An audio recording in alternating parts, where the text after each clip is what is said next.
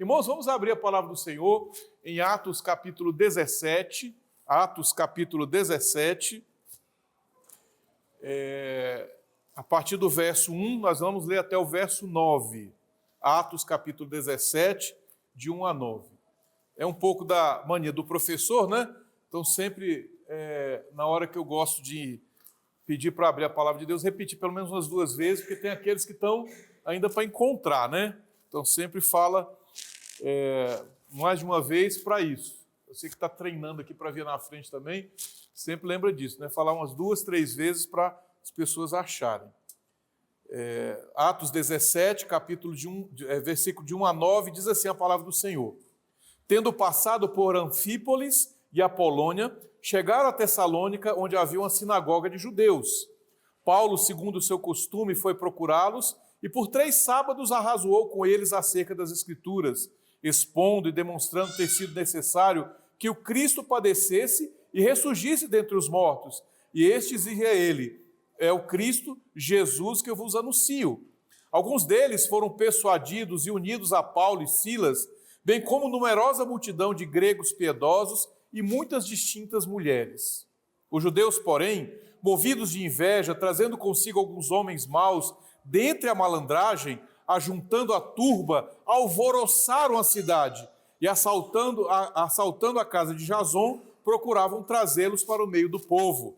Porém, não os encontrando, arrastaram Jason e alguns irmãos perante as autoridades, clamando: estes que têm transtornado o mundo chegaram também aqui, os quais Jason hospedou. Todos esses procedem contra os decretos de César, afirmando ser Jesus outro rei. Tanto a multidão como as autoridades ficaram agitadas ao ouvir essas palavras. Contudo, soltaram Jason e os mais após terem recebido deles a fiança estipulada. Vamos orar? Santo e eterno Deus, diante de Ti, apresento as nossas vidas.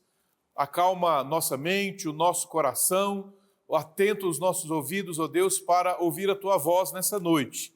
É o que Te pedimos, Pai, em nome de Jesus. Amém. Eu já vou aproveitar aqui a água da crente.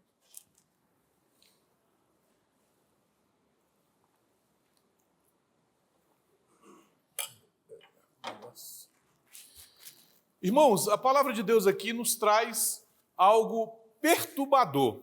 Crianças, vocês sabem o que é algo que perturba?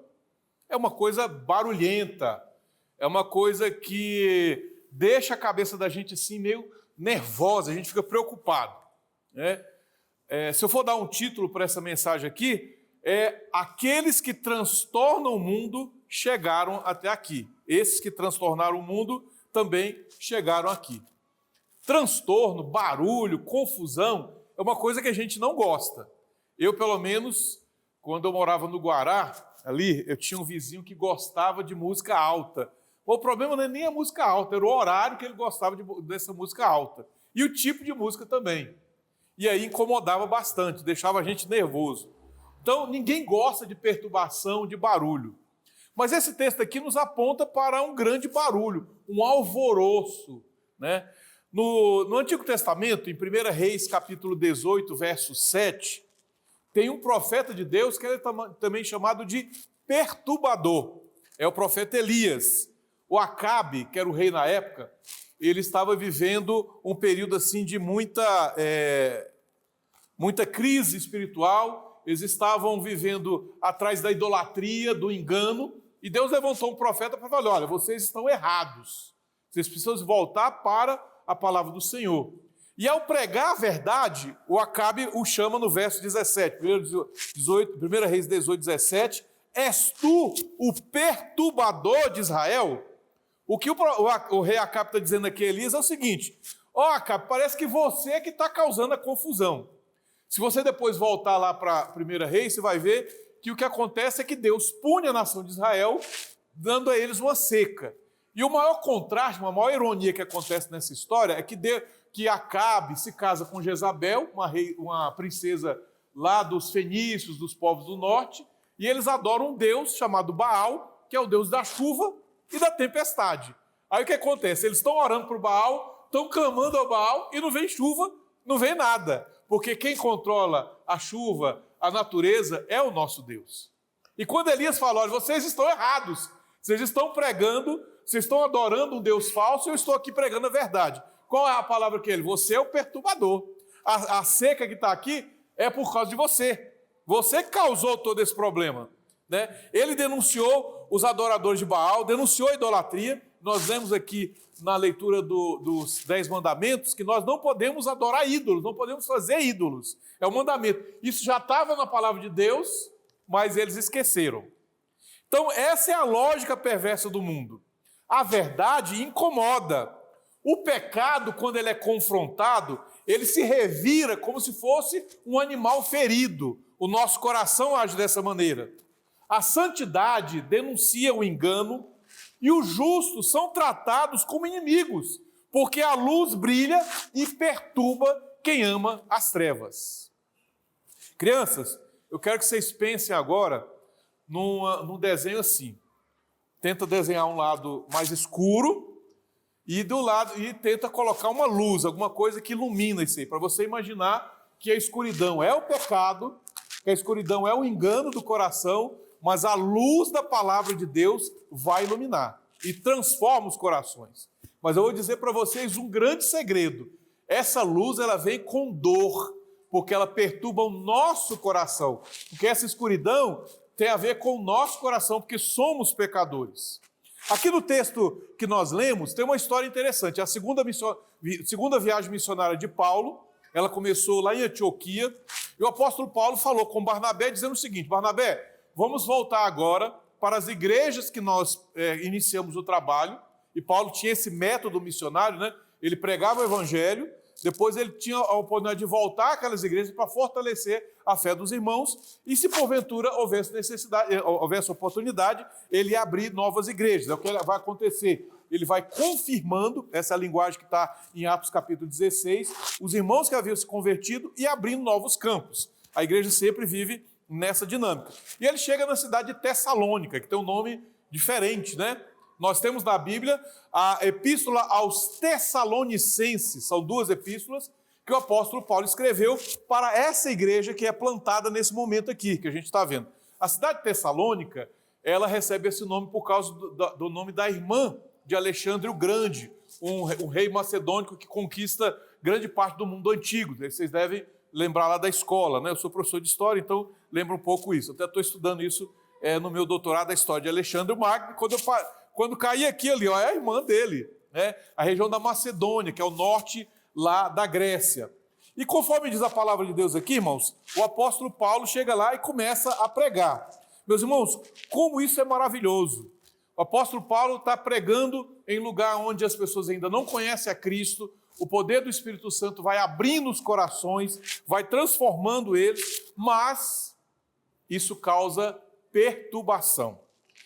E isso, meus irmãos, é o que nós vamos ver.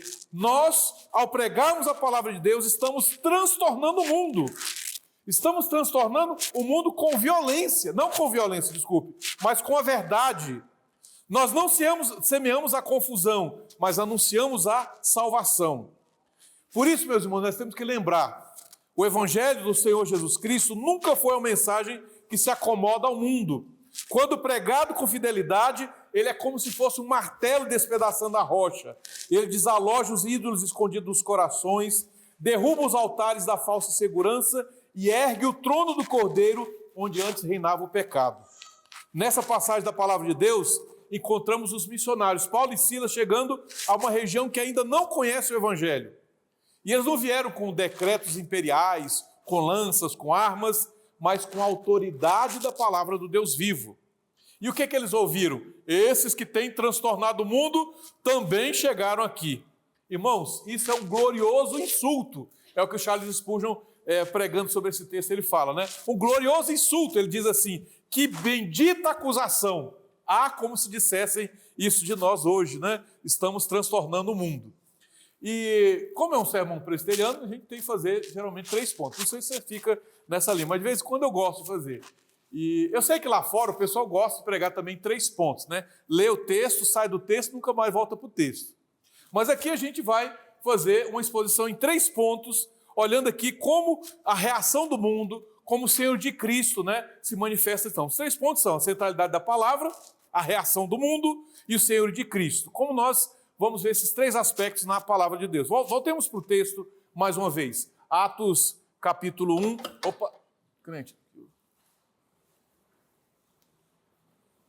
Atos de 1 a 3.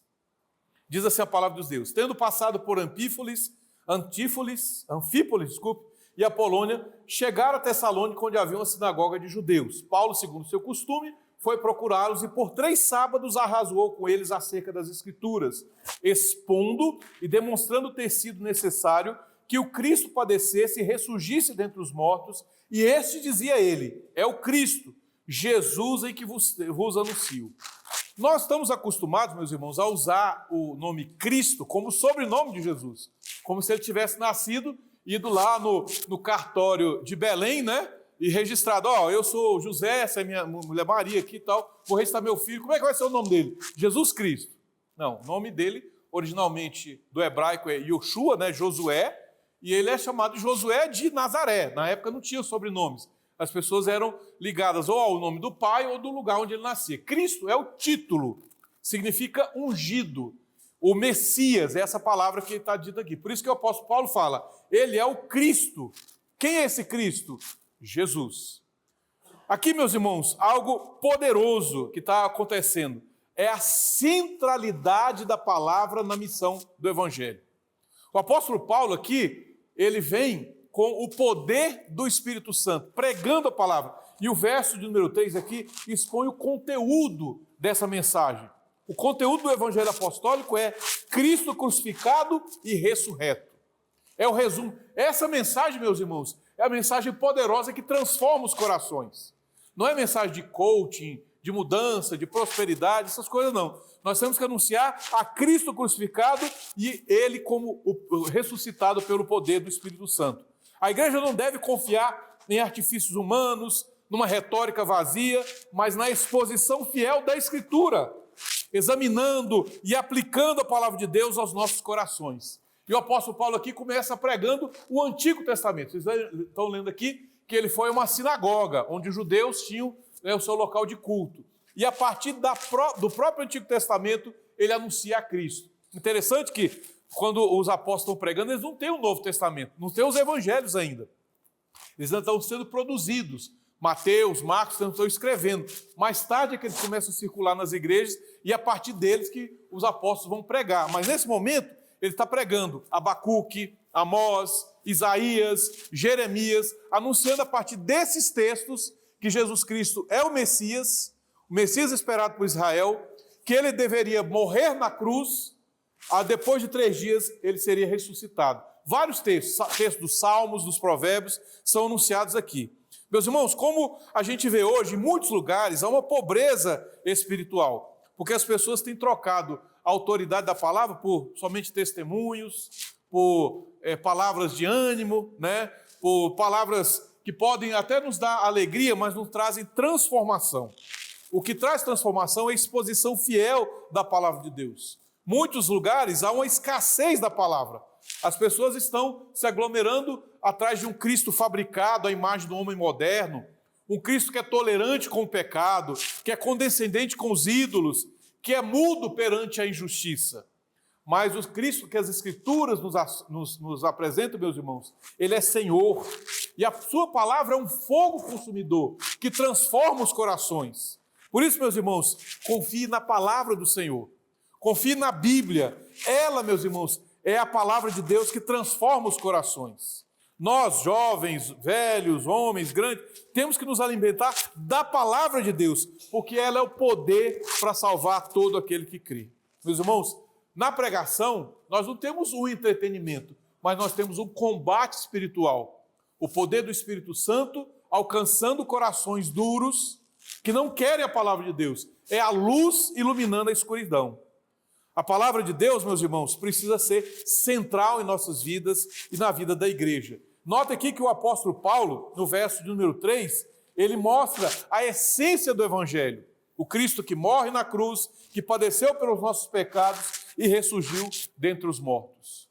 Durante alguns anos, nos Estados Unidos, na Inglaterra, na Europa, surgiu uma heresia lá, um ensinamento errado, que a gente dá o nome de teologia liberal ou às vezes de modernismo teológico. Esse movimento ele visava adaptar a teologia aos tempos modernos. Os teólogos eles até tinham uma boa intenção. Um alemão lá que inventou isso, ele falou assim, não, meus colegas aqui da universidade não estão entendendo esse negócio de ressurreição, de volta de Cristo. Então ele quis adaptar. Ao adaptar, ele esvaziou tudo que é sobrenatural da Bíblia. O profeta Daniel, por exemplo, ele escreve no ano 600 a.C. E ele profetiza toda uma sequência de impérios que vão vir depois dele. Aí o pessoal, não, mas é tão preciso, é tão exato, não deve ter sido uma profecia. Deve ter sido escrito depois da profecia. Eles usam até um termo bem complicado, em latim. Quando você fala latim, inglês, assim, o pessoal acha que rapaz, o cara é inteligente, né? Igual aquele menininho que fica lá, the God, the power, já viram lá? Apareceu já para vocês, the God, the power, não sei o quê. Até um professor de inglês depois falou, tudo que ele falou está errado, né? Mas busca autoridade. Então eles usam a expressão vaticínio ex evento, que seria uma profecia dada após o evento. Seria mais ou menos o seguinte, Daniel, os profetas, Isaías, eles fizeram uma fraude piedosa. Eles escreveram depois que os eventos aconteceram, recuando o texto lá para o passado. Irmãos, não é isso que a palavra de Deus fala. Nós temos a palavra de Deus que é sobrenatural. Por isso que o homem natural não consegue entender como que um homem lá na Babilônia pôde ter revelado o que iria acontecer nos impérios da sequência, a destruição, com tanta precisão. É só o poder de Deus que faz isso. Por isso que a teologia moderna, ela tenta adequar a palavra de Deus. Ela tenta adaptar. Mas como o Charles Spurgeon, um pregador batista do século XIX, dizia, a Bíblia é como um leão. Você não precisa defendê-la, basta pregar, ou seja, abrir a jaula que ela faz a sua obra. Temos que confiar no poder da palavra de Deus, não adaptá-la. E como sentença do liberalismo teológico, um autor do início do século XX, chamado Richard Niebuhr, ele diz o seguinte, o liberalismo teológico, a teologia modernista, é um Deus sem ira, conduzindo homens sem pecado ao reino sem julgamento através das ministrações de um Cristo sem a cruz. Um evangelho completamente esvaziado, sem sentido. Mas não é isso que nós estamos vendo na palavra de Deus aqui. Nós estamos vendo um evangelho poderoso, que transtorna o mundo, que transtorna o coração dos pecadores. Veja o que diz a palavra de Deus aqui na sequência, nos versos de 4 a 6. O segundo ponto, a reação do mundo à verdade. Alguns deles foram persuadidos e unidos a Paulo e Silas, bem como numerosa multidão de gregos piedosos e muitas distintas mulheres. Os judeus, porém, movidos de inveja, trazendo consigo alguns homens maus dentre a malandragem, ajuntando a turba, alvoroçaram a cidade e, assaltando a casa de Jason, procuravam trazê-los para o meio do povo. Porém, não os encontrando, arrastaram Jason e alguns irmãos perante as autoridades, clamando, estes que têm transtornado o mundo chegaram também aqui. Meus irmãos, o que a gente tem a ver aqui é o seguinte, a pregação da palavra de Deus nunca tem uma recepção neutra. Não existe um ouvinte neutro perante a palavra de Deus. Ou ele aceita a mensagem, ou ele rejeita a mensagem. Ele pode rejeitar de várias formas, ou pode até aceitar de várias formas. Pode aceitar uma forma parcial, uma forma total, pode rejeitar um pouquinho e falar assim, olha, eu até gosto da Bíblia, eu acho que ela é um livro muito legal. Jesus é o mestre da sabedoria, mas não pode ser o Deus encarnado, aquele que morreu na cruz pelo pecado do homem. Então, não há neutralidade. A palavra de Deus nunca deixa o ouvinte neutro. Ou ela atrai ou repele, ou salva ou endurece. Onde o evangelho é pregado com fidelidade, ele vai causar divisão, porque uns creem e os outros vão se irar. Sempre foi assim. E vejam como os inimigos do evangelho aqui nesse trecho, eles não têm argumentos.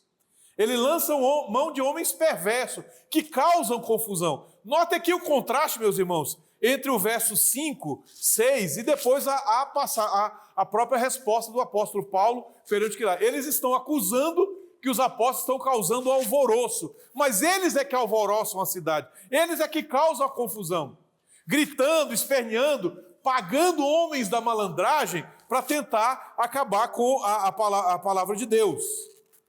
Eu venho, meus irmãos, de uma família, tanto do lado paterno como do lado materno, que se converteram há algumas gerações, né? E eles viviam num período de muita crítica, de muita crise religiosa, e era assim, bastante perseguição. Até eu estava falando com o pastor, entreguei meu livro lá para você distribuir. Você passou para os crentes também, irmão? Aqui, não, misericórdia. Do catolicismo, passa para os crentes, irmão. Vê lá, primeiro você lê para ver se tem heresia, tá? Se não tiver, não pode passar, não. Eu estou comentando com o pastor porque eu escrevi um livro agora para um evento sobre o catolicismo romano. Eu vou já voltar para o ponto anterior e explicar isso. Por que eu estou preocupado, irmãos? Porque em muitas igrejas, por conta da rede social, do tipo de pregação, da retórica, muitos evangélicos hoje estão se voltando para o romanismo, especialmente jovens. Uma igreja da nossa denominação aqui no plano piloto, vou falar qual é, um grupo de jovens se voltou e se transformou em católicos do Oriente. Levaram vários jovens para lá. E por que acontece isso? Grande parte da crítica, da crise que muitos estão vivendo, né, na sua fé e tal, e essa pregação aí eloquente dos romanos, das redes sociais que acontece. Voltando aqui para a história da minha família, tanto do lado paterno como do lado materno, eles vieram de conversões muito impactantes. Meu pai é da região do Maranhão, cidade de Barra do Cosmo, não sei quem conhece aqui, lá, e minha família, de parte de mãe, vem de Minas Gerais, de Almenara. E eles têm histórias até semelhantes. Meu bisavô, ele tinha um livro lá no Maranhão que ele lia, minha avó sempre contava que era um livro da capa preta, mas que ele não gostava de levar os meninos da igreja católica para batizar, ele tinha raiva, né? Mas não sei muito dessa história. Já do meu lado materno, o povo era mais falador, eles contam com mais detalhes. Foi até que eu coloquei no meu livro aí sobre o catolicismo romano. E a história foi mais ou menos assim. A minha avó e meu avô vai fazer agora 100 anos, mora lá no Pará, dia 28 de junho. E eles saindo de Minas Gerais foram para Anápolis e antes de sair, um compadre deles deu a ele uma Bíblia. Na época era até difícil ter Bíblia e tal. E o padre ficou sabendo, foi lá na casa e falou: Dona Maria, seu Celso, não lê esse livro não, que é o livro da capa preta, vai deixar você louca. Vai deixar vocês loucos. Aí meu avô, que é aquele cara que é muito tranquilo, mineiro, falou assim: eu vou evitar o conflito. Não vou rejeitar a palavra do padre, porque é um homem que eu acho que é um homem inteligente e santo. Mas meu amigo não ia me dar um livro do mal, um livro para deixar louco. Então é o seguinte, guarda a Bíblia aí. Não joga fora, mas guarda. Eles foram para Anápolis, chegando lá, ficaram vizinhos de uma senhora crente da Igreja Cristã Evangélica lá na cidade. E aí era uma casa que recebia muita gente e tal. Tinha um missionário em Anápolis chamado James Funston, da Igreja Presbiteriana, eles tocavam o acordeon, os hinos, era uma coisa maravilhosa. Aí minha avó falou assim: também vou fazer igualzinho. Aí mandou trazer o padre, vou fazer uma missa na minha casa, sei lá, não é missa, não é mais um culto na minha casa. E aí, irmãos, o que aconteceu foi o seguinte: ela tinha que colocar o santo na mesa lá, né? E o santo, como a palavra diz no Salmo 115, tem olhos, mas não veem. Tem mãos, mas não apalpam. Tem pés, mas não andam. Tem boca, mas não sai som. Tem nariz, mas não respira. E aí o santo não ficava em pé. Aí ela lembrou, o único livro maior que ela tinha lá na casa era a Bíblia, botou na mesa e botou o santo assim encostado na mesa. Irmão, imagina a cena. O padre chegou e falou: não, esse negócio não dá certo. Tirou o santo, reclamou, foi embora, e minha avó ficou indignada. Mas que história é essa? Que livro é esse? Que todo mundo fala mal, se lê fica louco. Como é que é esse negócio? Aí ela foi ler a Bíblia. Que pensa, você vai deixar uma mulher curiosa, o que ela vai fazer? Ela vai querer saber. Né? Você está lá, mexendo no celular, e a mulher: o que você está fazendo? Pronto, aí acabou. Vai ficar uma outra semana querendo saber o que está acontecendo ali. Houve uma transformação grande na minha família, são 10, minha avó tinha 10 filhos, mais 3 que ela foi criando lá, junto aquela casa. E praticamente todos foram criados na igreja, alguns não estão, tal, mas foi uma transformação, houve um transtorno na nossa família.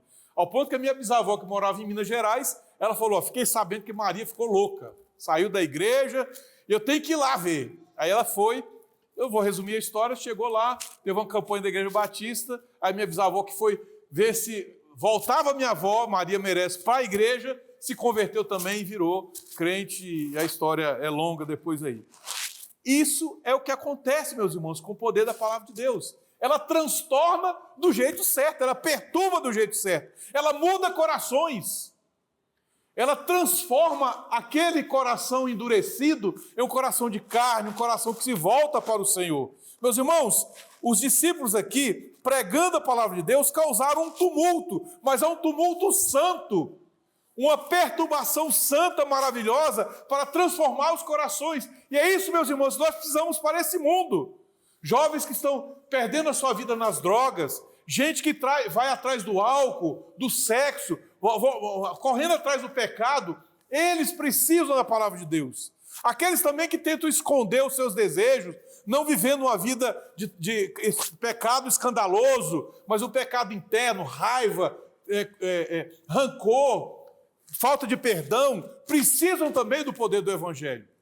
É o poder do Evangelho que transforma os corações das pessoas, mas ele virá com perturbação, vai mudar o coração. Eu lembro que quando eu trabalhava muito com jovens pregando, alguns se convertiam, e eu falava, olha, agora a sua vida vai ser diferente. Vai ser melhor? Não, vai ser melhor, mas vai ter dificuldade. Você não vai ser mais aquele que anda com a galera, para com esse negócio de colar na prova, vai estudar. Não, mas é difícil. É difícil, mas é prazeroso. Como a palavra de Deus nos fala, meus irmãos, o caminho que leva ao céu. É um texto que quase não é pregado por aí. Tem o caminho largo, que leva à perdição, e tem o caminho estreito, que leva à salvação. É esse que perturba o coração das pessoas. Esse coração, voltado para o poder do Evangelho, transformado, vai viver um caminho de santidade. Essa é a reação que o mundo tem.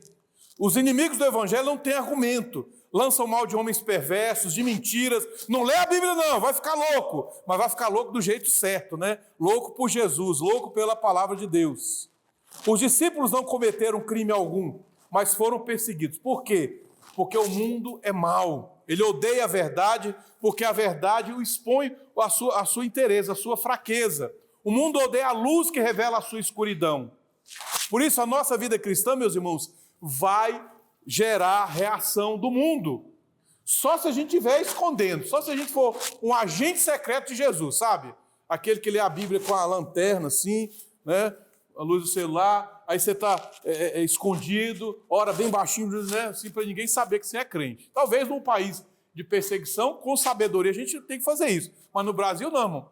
Clama a plenos pulmões, anuncia o poder da palavra de Deus. Que o mundo precisa de ouvir esse Evangelho. O Evangelho vai confrontar o orgulho, vai confrontar a religiosidade vazia que os judeus viviam, os ídolos do coração. Como Charles Spurgeon diz, o verdadeiro Evangelho incomoda, não acalma os ímpios, ele os desperta para o juízo. E a acusação feita aos discípulos é, eles estão transtornando o mundo, chegaram também aqui. Ironicamente, foi verdade.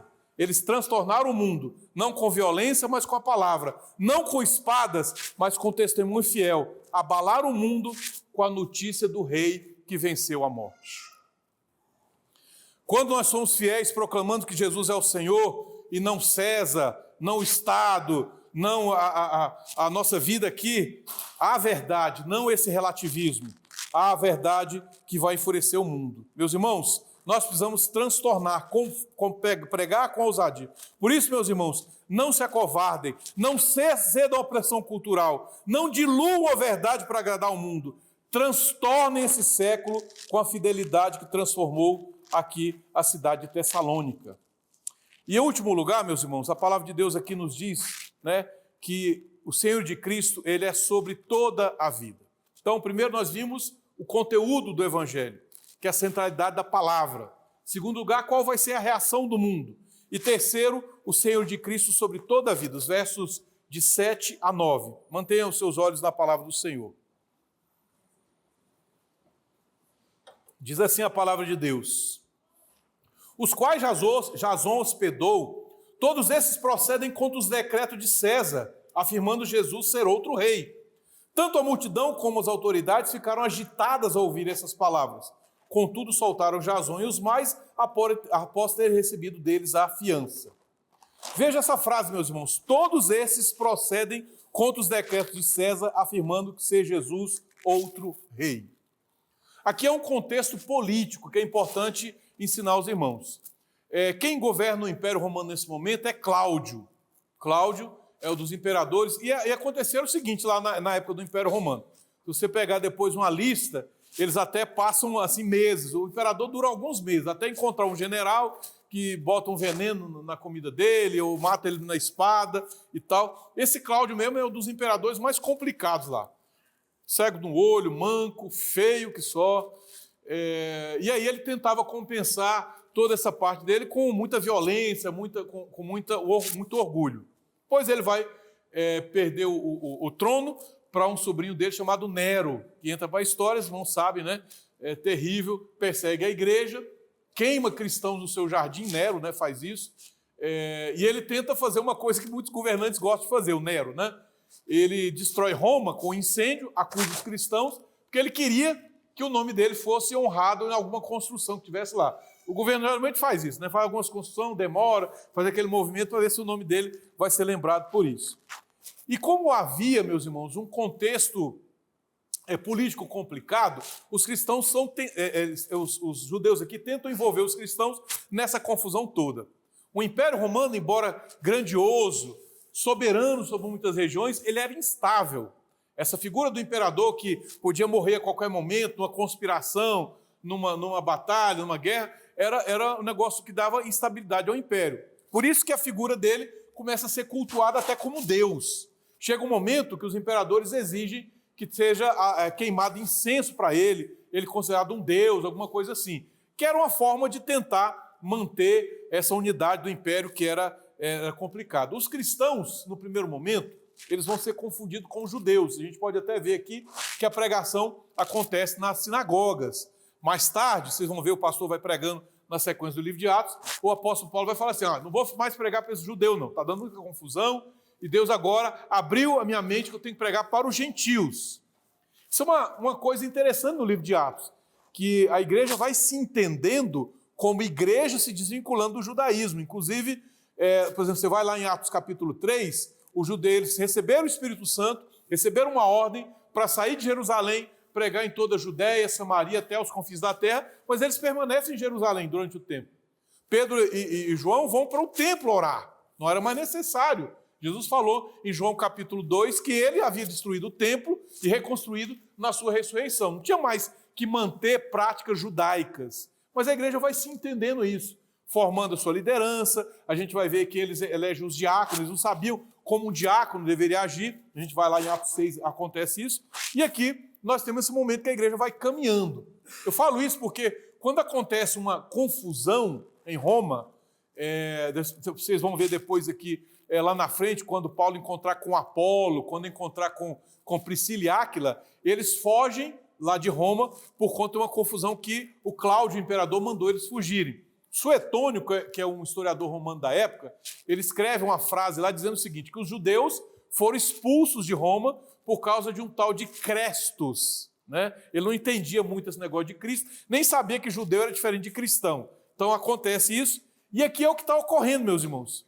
Há um senhor tentando dominar a vida do cristão, que é César, com toda a sua autoridade, com todo o seu poder, e Jesus com a sua autoridade. Porque o que é dito aqui é o seguinte, Jesus não vem só salvar a alma, mas ele vem governar toda a vida do cristão. Ele não é apenas o Salvador, mas ele é rei. O seu senhorio não alcança somente o coração individual, mas ele estende sobre famílias, culturas, nações. Proclamar a Cristo como rei afronta o império das trevas, os reinos desse mundo, porque nós anunciamos um Senhor soberano sobre todas as coisas. Algo que até hoje muitos cristãos nem entendem muito. E esse é o cerne da perseguição da igreja, porque nós somos súditos do Rei dos Reis. Nós somos submissos ao poder daquele que é o soberano sobre toda a terra, que é Jesus Cristo. Ele é o Rei. Veja comigo o que diz a palavra do Senhor no Salmo de número 2. Um salmo que lembra do senhorio de Cristo, da sua grandeza, do seu poder sobre as nações. Na edição Revista Atualizada, usa uma linguagem que eu acho bastante interessante aqui, muito impactante sobre o Salmo de número 2. Veja o que diz a palavra do Senhor aqui. Porque se enfurecem os gentios e os povos imaginam coisas vãs. Salmo de número 2, verso 2. Os reis da terra se levantam, os príncipes conspiram contra o Senhor e contra o seu ungido, palavra que é Cristo, né? Dizendo, rompamos os seus laços e sacudamos de nós as suas algemas. Ri-se aquele que habita nos céus, o Senhor zomba deles, na sua ira a seu tempo lhes há de falar, e no seu furor os confundirá. Eu, porém, constituí o meu rei sobre o seu santo monte Sião. Proclamarei o decreto do Senhor. Ele me disse, tu és meu filho, eu hoje te gerei. Se você olhar aí no verso 7, provavelmente na sua Bíblia vai ter algumas notas que remetem a outros textos da palavra de Deus. Na sua Bíblia está apontando lá para Hebreus capítulo 1, verso 5. Um texto que se cumpre em Jesus Cristo. E aí a palavra dada a Jesus Cristo é: pede-me, eu te darei as nações por herança e as extremidades da terra por sua possessão. Com vara de ferro as regerá e as despedaçarás como um vaso de oleiro. Verso 10, agora, pois, ó reis, sede prudentes, deixai-vos advertir, juízes da terra, servi ao Senhor com temor, alegrai-vos nele com tremor, beijai o filho para que ele não se irrite, e não pereçais no caminho, porque dentro em pouco se inflamará a ira. Bem-aventurados todos os que nele refugiam. A figura aqui do beijar o filho, que aparece na nossa tradução, é a ideia de se submeter a ele. E muitas culturas têm a ideia do rei, o beijamão. Existia até na cultura portuguesa a figura do beijamão. A pessoa ia lá diante do rei, né, literalmente beijava a mão e pedia alguma coisa. Olha, fulano de tal brigou comigo, está invadindo a minha propriedade e tal. Aqui é uma figura da época para dizer, olha, beijar o filho, se submetam a ele.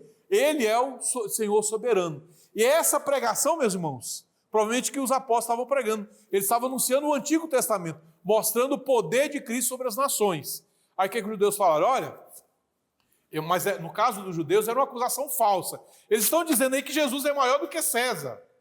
Ele é maior do que César, mas é a implicação correta do Evangelho. Não que eles estavam ali pregando a sedição e tudo mais. Jesus é um rei não apenas espiritual, mas um rei real, com autoridade sobre toda a existência. Isso sempre vai ameaçar o César da vez, o governo da vez, os religiosos, os poderosos. Até hoje ameaça, porque o Senhor de Cristo não se limita ao domingo, nem à vida privada. Ele reina sobre mercados, tribunais, lares, consciências e nações. Ele governa com justiça e exige do seu povo lealdade total. Por isso, meus irmãos, que ser um crente, um cristão verdadeiro, é mais do que frequentar cultos, mas é viver sob o domínio real de Jesus Cristo em todas as esferas. No meu trabalho, no estudo, nas suas redes sociais, aquilo que você começa a ver de madrugada no celular. Cuidado, irmão. Cuidado, vai confiar no Senhor. Vai ler a Bíblia, orar, em vez de ficar nesse negócio. Nas decisões financeiras, na política, em tudo, nós nos submetemos ao Senhor de Cristo. Nos tornamos, então, com isso, subversivos. Estamos transtornando o mundo, que não aceitamos os seus valores. Ah, mas agora a família vai ser diferente. Família não vai ser mais o papai e a mamãe, não. Vai ser outro tipo de família. Eu lembro que, na época, eu já era professor de história, dando aula no colégio, peguei um livro didático lá e estava o cara falando, não, papai, mamãe, não é a única forma de família, não. Tem outras formas. Ele vai montando lá, né? E tem isso, tem aquilo. Não, meus irmãos. Nós afirmamos com clareza, com autoridade, a palavra de Deus não foi suprimida, ela não perdeu validade. Família é aquilo que Deus constituiu. Casamento, homem e mulher, conforme a palavra de Deus. Nossa confissão de fé é muito clara até disso. Ela fala, o casamento se constitui entre o homem e a mulher, não temos mais outras alternativas. Valores no trabalho, nos estudos, muitas coisas que o mundo tenta nos ensinar, o Evangelho confronta. Então, nos submetemos ao Senhor de Cristo e vamos nos tornar subversivos aos valores desse século. Nos tempos que vivemos, onde existe adoração ao Estado, a idolatria do prazer, de solução moral, a simples declaração de que Jesus reina é um ato de rebelião santa. O mundo, ele tolera um Jesus terapeuta, um Jesus amigo, mas odeia um Jesus que governa. O cristão fiel não vai se calar. Como os tessalonicenses aprenderam aqui, nós somos chamados a transtornar o mundo, mas com a verdade, com a santidade, com o amor que flui do trono do nosso Rei, do nosso Senhor Jesus Cristo. Quando você se recusa a mentir por causa do Rei, você está proclamando o seu senhorio. Quando você educa os seus filhos na verdade e não nos valores do mundo, você proclama o reino de Cristo. Quando você serve com humildade, perdoa com graça, vive em santidade, você proclama: Jesus é o Rei. Meus irmãos, a acusação da igreja aqui do livro de Atos é uma acusação maravilhosa. Nós somos aqueles que transtornam o mundo. Os homens, meus irmãos, o meu desejo é que Deus pudesse dizer de mim, de você, dessa igreja, que nós somos aqueles que estão transtornando aqui o Paranoá, o Distrito Federal, o Brasil. Não por um ativismo, mas porque somos fiéis. Não porque gritamos mais altos nas praças, mas porque vivemos em santidade. Não porque estamos correndo aí atrás de políticos, ou alguma agitação assim, mas porque a nossa vida rendida ao Rei Jesus demonstra que nosso reino não é desse mundo.